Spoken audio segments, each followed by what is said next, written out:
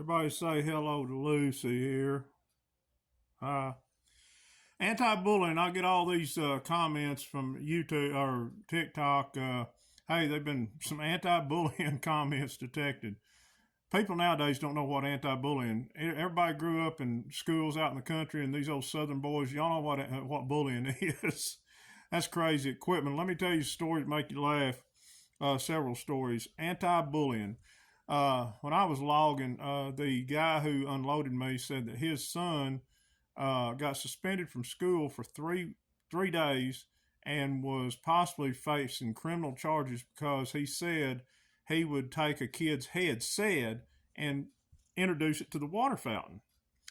I said, dude, boy, things have changed. Yeah, they have. I said, somebody could take your head back in my day, introduce it to the water fountain, leave you laying and walk off and maybe get 3 days suspension. He said, yeah, right. You boys, you Southern old boys, I don't know about other parts of the country, but here's the story about equipment. Several of the stories, and I'll try to get through it real quick, but it's funny. I had one kid, there was two bullies on the playground, and one just was on me all the time. One year in the sixth grade, I never will forget that he'd sit behind me every day and do this constantly. And I'd try to move, and he'd say, Miss Ingram, Mitchell moved. And he'd say, I'll beat you if you tell me. Tell her. And I'd go back over there like a dummy. And I kept a bruise on this shoulder until the middle of the next summer. It didn't heal.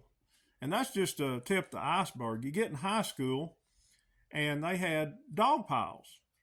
And y'all guys ever threw the football around on the playground that called kill the, you know what, I can't say it or get taken down. You get caught that ball, you'll have 50 people on top of you. Then it got to where if they seen anybody wrestling around, fighting for real or whatever, they would say dog pile, and you didn't want to get taken down to the ground in any way there. You'd hear dog pile, and you'd have 20, 30 kids on top of you. It's a wonder that I'm still alive. And a lot of people, it wouldn't matter if you're 200 pounds or 100 pounds like I was at the time, they was going to dog pile you. I bet you I had 1,000 pounds of kids on me at one time. I never will forget from that bully took me down in the 7th or 8th grade, and everybody was scared of him. He had me down. I smarted off to him one day, and he had me down. Everybody said, he's got Mitchell down, let's go. And I never will forget, his face turned red. He was the second one on the dog pile, which is just as bad as the one being on the ground. And I never will forget, he said, you little SOBs, get off of here. And man, they scattered. But that was rough. It was rough. And the our FFA initiation in the 9th grade was the last one ever. It was rough. We had to wear toe sacks to school and just usually boots or tennis shoes. Tommy Davis would be listening to this. I don't think we had any socks on, but we was allowed to wear, a t-shirt in it, but a lot of us didn't, and of course wear underwear or shorts. Well, didn't work out. I never will forget, Karen was one of my classmates. This cat's biting me. Get over here. And I ain't going to say he was one of our classmates. We was talking. She said, don't that itch? Because the girls didn't have to do it, of course. They'd gotten a bunch of trouble even back then. But see, this stuff had been on the national news now, and it was commonplace, at least in this county. And the guy was sitting behind us, and we was talking. I said, well, thank goodness, I've got shorts on and got this T-shirt. He didn't have no T-shirt or anything. He said, well, it's chafing me. And he said, what do you mean wear shorts? He had boots on and everything else, and he's sitting there with his legs spread, and this girl was sitting there, and I said, you did wear shorts. He said, well, I didn't think we were supposed to even wear any underwear. And she looked at her and said, oh my God, he's not wearing nothing. He did. He come with just a toe sack on and boots. That was funny. Tommy, you know who it is. And anyway, they would make us, what got it shut down is they would make us, have you ever eaten green persimmons? They would grind them up, but they would also put peppermint and something hot in there, and then they would put Skoal in there. But they had already used the Skoal, you know what I mean? And toothpaste. And they'd make us drink it, which was sickening. But it went on. That's how times have changed, guys.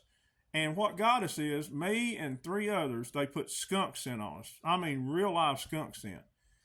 Oh my gosh. It just about shut the school down. I mean, it got in every vent. That whole school system got in there. And that's one thing they wasn't supposed to do. And we got sent home, and it took me a week to get that crap off. And as far as taking a bath tomato juice, I don't think that works all the time. So that was the end of that FFA initiation.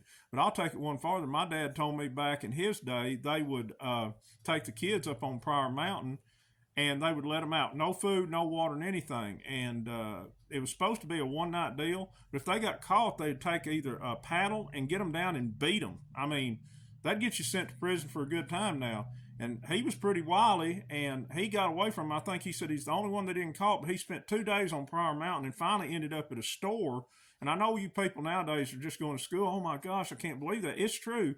He ended up at a store, and they fed him and called his parents, my grandparents, and they come and picked him up. So it's rough. But you know, back in those days, y'all remember, there was a shotgun, a 22, a rifle in every guy's truck. Every guy's truck in Iraq. That's true. Had ammo in it. There was a kid one day, we give off raffles, and he won a single shot 410 and a 22. And he was on the bus just like that with no ammo, of course, and everybody's wanting to see it. That's how times have changed. Everybody carried a pocket knife. Everybody did. But did you know what, guys? I've seen many disagreements. I've seen many of knockdown, drag out fights there. Tommy can comment on here, and not once was anybody, not once a knife was ever pulled. Not once was a weapon of any kind ever used. And there's some guys got a pretty good beating. I've seen. I got beat up a lot. I had a pocket knife. Not one time did I ever reach for it. That's because our hearts changed, guys, and what we've been taught has changed. Everybody, even the baddest dude I knew that there was a line you couldn't cross. And there's a few that got in trouble after school and got sent to prison, but not during school that I remember. Not on the playground. No. I mean, there's some people got hurt pretty bad in fist fights. But no, because they feared God and they feared their parents. And they knew if they ever done anything like that, after they answered to the school and the police department, the worst thing was coming. They was going to answer to mom and daddy. Things have changed. Life's not a video game. You can't unalive somebody and bring them back, guys. You guys that are doing that. So that's just a thought. I hope you enjoyed the story. And Tommy, get on here, comment below. He'll back it up. Anybody else from Quitman or anybody else that was raised in schools like that. Those good old times. And yeah, it was rough on me being a skinny kid. I was tall and I was strong, but I was a loner. And, I was one of the white people, and we get picked on all our lives. And it was rough, but what don't kill you makes you stronger. And here I am I'm heading this. If I have to be the one that goes ahead of this, even if nobody backs me up, I'm doing it. Later, guys. Love and light.